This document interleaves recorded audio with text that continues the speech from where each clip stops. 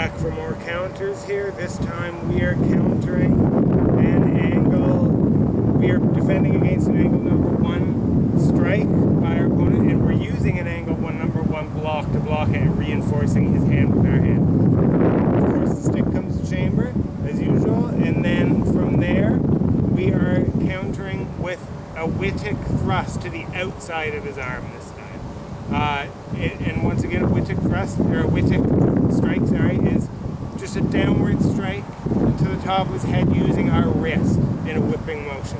It's a fan, is what it is. It's a fan strike. You're using it like fan, that's why. So it's fan his head, and then one more counter strike is using an angle number 5 thrust. Now this is a backhanded angle 5 variation thrust to his eye, okay? Not a forehand, it's a backhand. There's a difference. That's a forehand thrust, that's a backhand thrust. This is the one we're using.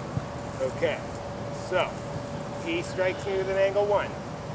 I block and reinforce with my hand here, bringing my stick as usual in chamber position. Now from here my stick ends up on the outside, so I have to do it from the outside. And I strike down with the Wittek or fan strike, or Abanico strike, and then I follow up one more time with the thrust. So do it again. So it's block, reinforce, chamber, counter with the Wittek, and then counter again, once again with the backhanded angle 5 thrust to the outside of his arm. You go ahead.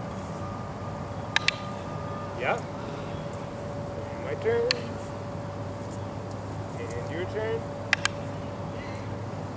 And block. And Wittek and thrust. And he blocks, he Witteks, he thrusts. And switch sides. I block, I Wittek, and then I thrust.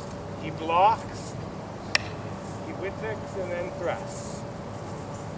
So that was our counter to angle number 1 strike using a Wittek, and follow through once again by an angle 5 backhand thrust.